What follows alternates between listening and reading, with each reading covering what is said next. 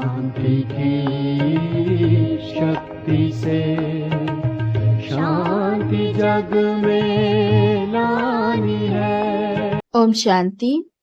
आज की मुरली है 3 फरवरी 2026 की। मीठे बच्चे, तुम्हें याद में रहने का पुरुषार्थ जरूर करना है, क्योंकि याद के बल से ही तुम विक्रमाजीत बनेंगे। प्रश्न: कौन सा ख्याल आया तो पुरुषार्थ में गिर पड़ेंगे? खुदाई खिदमतगार बच्चे कौन सी सेवा करते रहेंगे?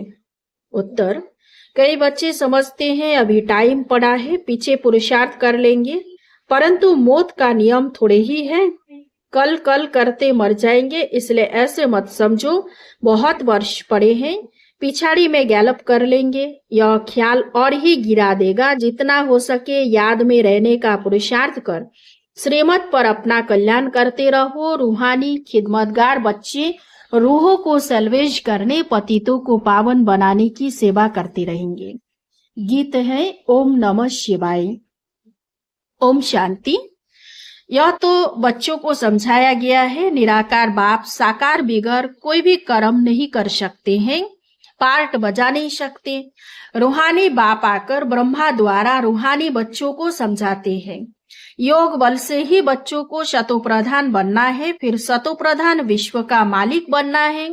यह बच्चों की बुद्धि में है। कल्प कल्प बाप आकर के राजयोग सिखलाते हैं। ब्रह्मा द्वारा आकर आदि सनातन देवी देवता धर्म की स्थापना करते हैं, यानी मनुष्य को देवता बनाते हैं। मनुष्य जो देवी देवता थे सो अब बदलकर शूद्र पतित बन पड़े हैं।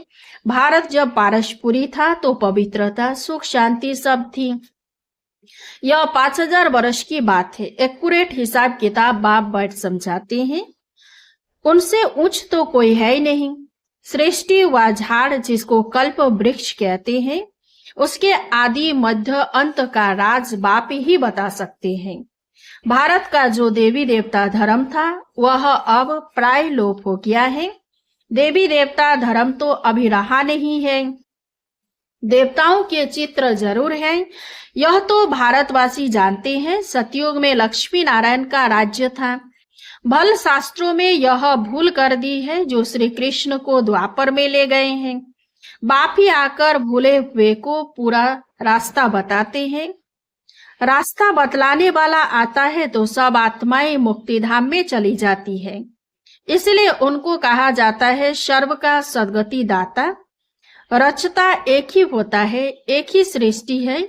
वर्ल्ड की हिस्ट्री ज्योग्राफी एक ही है, वह रिपीट होती रहती है। सतयुग, त्रेता, द्वापर, कलयुग, फिर होता है संगम युग। कलयुग में है पतित, सतयुग में है पावन। सतयुग होगा तो जरूर कलयुग विनाश होगा। विनाश से पहले स्थापना होगी। सतयुग में तो स्थापना नहीं होगी, भगवान आएगा ही तब जब पतित दुनिया है। सतयुग तो है ही पावन दुनिया। पतित दुनिया को पावन दुनिया बनाने भगवान को आना पड़ता है। अब बाप सहज से सहज युक्ति बताते हैं। देह के सब संबंध छोड़ देही अभिमानी बन बाप को याद करो। कोई एक तो पतित पावन है ना। भक्तों को फल देने वाला एक ही भगवान है। भक्तों को ज्ञान देते हैं। पतित दुनिया में ज्ञान सागर ही आते हैं पावन बनाने लिए। पावन बनते ही योग से। बाप बिगर तो कोई पावन बना न सके। यह सब बातें बुद्धि में बिठाई जाती है। औरों को समझाने के लिए घर घर में संदेश देना है। ऐसे नहीं कहना है कि भगवान आया है, बड़ा युक्ति से समझाना होता है। बोलो, वह बाप है ना। एक है लौकिक बाप, दूसरा पारलौकिक बाप। दुख के समय पारलौकिक बाप को ही याद करते हैं। सुखधाम में कोई भी याद नहीं करते हैं। सतयुग में लक्ष्मी नारायण के राज्य में सुख ही सुख था। प्यूरिटी, पीस, प्रॉस्पेरिटी थी। बाप का वर्षा मिल गया, फिर पुकारते क्यों? आत्मा जानती है हमको सुख है। यह तो कोई भी कहेंगे वहां सुख ही सुख है। बाप ने दुख के लिए तो सृष्टि नहीं रची है। यह बना बनाया खेल है। जिनका पार्ट पिछाड़ी में है, 2-4 जन्म लेते हैं, वह जरूर बाकी समय शांति में रहेंगे। बाकी ड्रामा के खेल से ही निकल जाए यह हो नहीं सकता। खेल में तो सबको आना होगा, 1-2 जन्म मिलते हैं तो बाकी समय जैसे कि मोक्ष में है। आत्मा पार्टधारी है ना, कोई आत्मा को उच्च पार्ट मिला हुआ है, कोई को कम। यह भी अभी तुम जानते हो, गाया जाता है ईश्वर का कोई अंत नहीं पा सकते। बाप ही आकर अंत देते हैं, रचता रचना के आदि मध्य अंत का। जब तक रचता खुद न आए तब तक रचना और रचता को जान नहीं सकते। बाप ही आकर बतलाते हैं, मैं साधारण तन में प्रवेश करता हूँ। मैं जिसमें प्रवेश करता हूँ वह अपने जन्मों को नहीं जानती, उनको 82 जन्मों की कहानी सुनाता हूँ। कोई के पार्ट में चेंज नहीं हो सकती।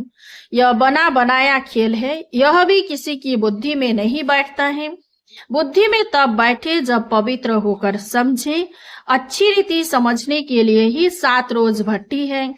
भागवत आदि भी 7 दिन रखते हैं। यहाँ भी समझ में आता है कम से कम 7 दिन के सिवाय कोई समझ नहीं सकेंगे।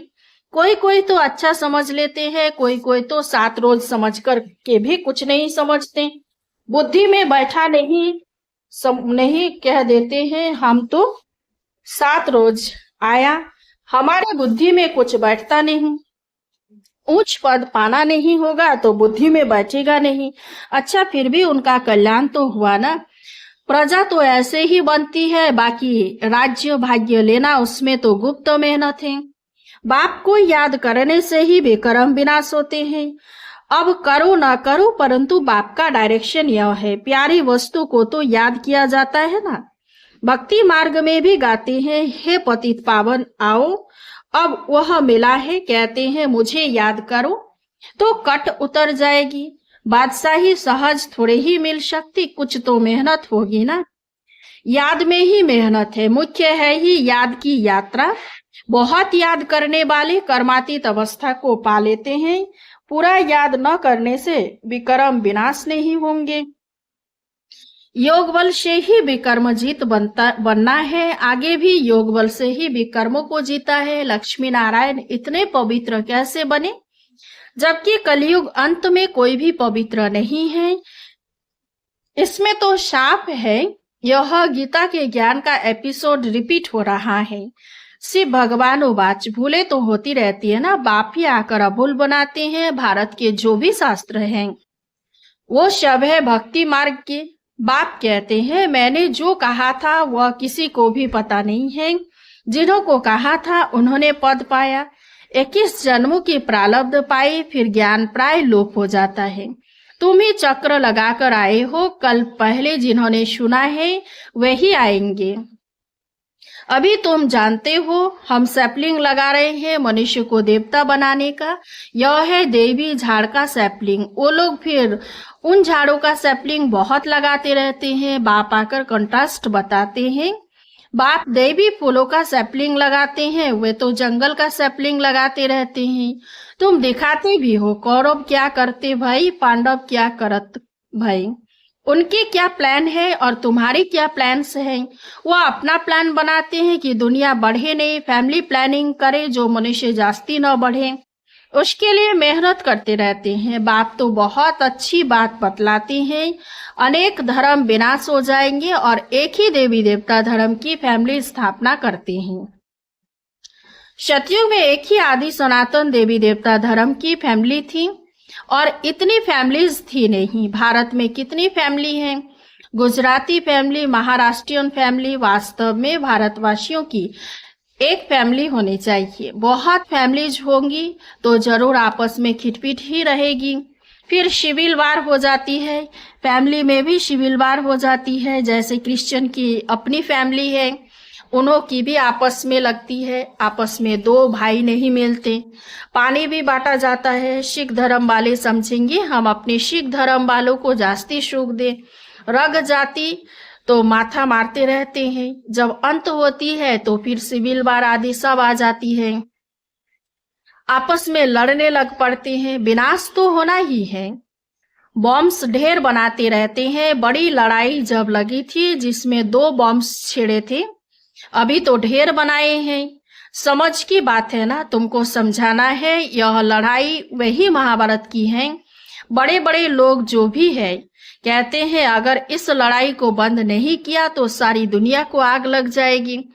आग तो लगनी ही है, यह तुम जानते हो। बाप आदि सनातन देवी देवता धर्म की स्थापना कर रहे हैं। राजयोग है ही सतयुग का, वह देवी देवता धर्म अब प्राय लोप है। चित्र भी बने हैं। बाप कहते हैं कल्प पहले मुआफिक जो विघ्न पड़ने होंगे वह पड़ेंगे। पहले थोड़े ही पता पड़ता है, फिर समझा जाता है कल पहले ऐसे हुआ होगा। यह बना बनाया ड्रामा है। ड्रामा में हम बंधे हुए हैं। याद की यात्रा को भूल नहीं जाना चाहिए। इनको परीक्षा कहा जाता है। याद की यात्रा में ठहर नहीं सकते हैं, थक जाते हैं। गीत है ना, रात के राही, इसका अर्थ कोई समझ न सके। यह है याद की यात्रा, जिससे रात पूरी हो दिन आ जाएगा। आधा कल्प पूरा हो फिर सुख शुरू होगा। बाप ने ही मनमना भव का अर्थ भी समझाया है। सिर्फ गीता में श्री कृष्ण का नाम डालने से वह ताकत नहीं रही है। अब कल्याण तो सबका होना है। गोया हम सब मनुष्य मात्र का कल्याण कर रहे हैं। भारत खास और दुनिया आम, सबका श्रीमत पर हम कल्याण कर रहे हैं। कल्याणकारी जो बनेंगे तो वर्षा भी उनको मिलेगा। याद की यात्रा के सिवाय कल्याण हो न सके। अभी तुमको समझाया जाता है, वह तो बेहद का बाप है। बाप से वर्षा मिला था। भारतवासियों ने ही 84 जन्म लिए हैं। पुनर्जन्म का भी हिसाब है। कोई समझते नहीं कि 84 जन्म कौन लेते हैं। अपने ही श्लोक आदि बनाकर सुनाते रहते हैं। गीता वही टीकाएं अनेक लिख देते हैं। गीता से तो भागवत बड़ा कर दिया है। गीता में है ज्ञान, भागवत में है जीवन कहानी। वास्तव में बड़ी गीता होनी चाहिए। ज्ञान का सागर बाप है, उनका ज्ञान तो चलता ही रहता है। वह गीता तो आधा घंटे में पढ़ लेते हैं। अभी तुम यह ज्ञान तो सुनते ही आते हो। दिन प्रतिदिन तुम्हारे पास अनेक लोग आते रहेंगे, धीरे धीरे आएंगे। अभी ही अगर बड़े बड़े राजाएं आ जाए फिर तो देरी न लगे, झट आवाज निकल जाए। इसलिए युक्ति से धीरे धीरे चलता रहता है। यह है ही गुप्त ज्ञान, किसी को पता नहीं है कि यह क्या कर रहे हैं। रावण के साथ तुम्हारी युद्ध कैसे है यह तो तुम ही जानो और कोई जान न सके। भगवानोवाच, तुम शतुप्रधान बनने के लिए मुझे याद करो तो पाप नाश हो जाएंगे। पवित्र बनो तब तो साथ ले जाऊं। जीवन मुक्ति सबको मिलनी है। रावण राज्य से मुक्ति हो जाएगी। तुम लिखते भी हो, हम शिव शक्ति ब्रह्मा कुमार कुमारियां श्रेष्ठाचारी दुनिया स्थापन करेंगे। परमपिता परमात्मा की श्रीमत पर 5000 वर्ष पहले मुआफिक, 5000 वर्ष पहले श्रेष्ठाचारी दुनिया थी। यह बुद्धि में बिठाना चाहिए। मुख्य मुख्य पॉइंट्स बुद्धि में धारण होगी, तब याद की यात्रा में रहेंगे। पत्थर बुद्धि है ना, कोई समझते हैं अभी टाइम पड़ा है, पीछे पुरुषार्थ कर लेंगे। परंतु मौत का नियम थोड़े ही है। कल मर जाए तो कल कल करते करते मर जाएंगे। पुरुषार्थ तो किया नहीं। इसलिए ऐसे मत समझो बहुत वर्ष पड़े हैं, पिछाड़ी में गैलप कर लेंगे। यह ख्याल और ही गिरा देंगे। जितना हो सके पुरुषार्थ करते रहो। श्रीमत पर हर एक को अपना कल्याण करना है, अपनी जांच करनी है। कितना बाप को याद करता हूँ और कितना बाप की सर्विस करता हूँ। रूहानी खुदाई खिदमतगार तुम हो ना। तुम रूह को सैल्वेज करते हो। रूह पतित से पावन कैसे बने उसकी युक्तियां बतलाते हैं। दुनिया में अच्छे और बुरे मनुष्य तो होते ही हैं। हर एक का पार्ट अपना अपना है। यह है बेहद की बात। मुख्य टाल टालियां ही गिनी जाती हैं, बाकी तो पत्ते अनेक हैं। बाप समझाते रहते हैं, बच्चे मेहनत करो, सबको बाप का परिचय दो तो बाप से बुद्धि योग जुड़ जाए। बाप साहब बच्चों को कहते हैं पवित्र बनो तो मुक्ति धाम में चले जाएंगे। दुनिया को थोड़े ही पता है कि महाभारत लड़ाई से क्या होगा। यह ज्ञान यज्ञ रचा गया है क्योंकि नई दुनिया चाहिए। हमारा यज्ञ पूरा होगा तो सब इस यज्ञ में स्वाहा हो जाएंगे। अच्छा, मीठे मीठे सिकिलधे बच्चों प्रति माता पिता बाप दादा का याद प्यार और गुड मॉर्निंग। रूहानी बाप की रूहानी बच्चों को नमस्ते। हम रूहानी बच्चों की रूहानी बाप दादा को याद प्यार गुड मॉर्निंग, नमस्ते नमस्ते नमस्ते। धारणा के लिए मुख्य सार। 1 नंबर, यह बना बनाया ड्रामा है, इसलिए विघ्नों से घबराना नहीं है। विघ्नों में याद की यात्रा को भूल नहीं जाना है। ध्यान रहे याद की यात्रा कभी ठहर न जाए। 2 नंबर, पारलौकिक बाप का परिचय सबको देते हुए पावन बनने की युक्ति बतलानी है। देवी झाड़ का सैपलिंग लगाना है। वरदान, मैंपन का त्याग कर सेवा में सदा खोए रहने वाले त्याग मूर्त सेवाधारी भव। सेवाधारी सेवा में सफलता की अनुभूति तभी कर सकते हैं जब मैंपन का त्याग हो। मैं सेवा कर रही हूँ, मैंने सेवा की, इस सेवा भाव का त्याग मैंने नहीं की, लेकिन मैं करनहार हूँ। करावनहार बाप है। मैंपन बाप के लब में लीन हो जाए, इसको कहा जाता है सेवा में सदा खोए रहने वाले त्याग मूर्त सच्चे सेवाधारी। कराने वाला करा रहा है, हम निमित्त हैं। सेवा में मैंपन मिक्स होना अर्थात मोहताज बनना। सच्चे सेवाधारी में यह संस्कार हो नहीं सकते। स्लोगन, व्यर्थ को समाप्त कर दो तो सेवा की ऑफर सामने आएगी। अव्यक्त इशारे, एकता और विश्वास की विशेषता द्वारा सफलता संपन्न बनो। एकता के लिए स्वयं में समाने की शक्ति चाहिए, इससे दूसरे का संस्कार भी अवश्य शीतल हो जाएगा। सदा एक दो में स्नेह की श्रेष्ठता की भावना से संपर्क में आओ, गुणग्राही बनो तो एकता कायम रह सकती है। आपके संगठन की शुभ भावना अनेक आत्माओं को भावना का फल दिलाने के निमित्त बनेंगी, उन्हें नई राह मिलेगी। अच्छा, ओम शांति। इस चैनल को सब्सक्राइब कीजिए, लाइक कीजिए, कमेंट कीजिए और शेयर कीजिए।